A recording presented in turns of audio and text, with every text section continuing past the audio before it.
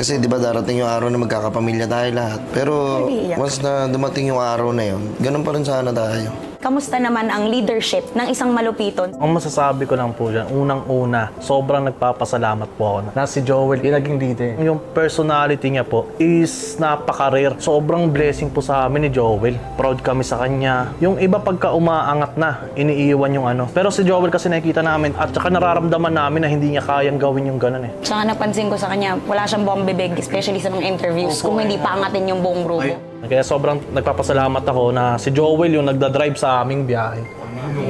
Yes. Ngayon naman, balik naman tayo kay Boss Malupiton. Ano naman ba yung dream mo para sa kanilang lahat? Gusto ko po sila makitang maging successful lahat. Kasi ang bawat success po nila, success ko din. Kasi di ba darating yung araw na magkakapamilya tayo lahat. Pero once na dumating yung araw na yun, ganun pa rin sana tayo. Siyempre, yung iba mabibisi lang talaga. Galingan lang natin palagi, paro. Hindi kayo magiging gulokos kung wala kayong tira.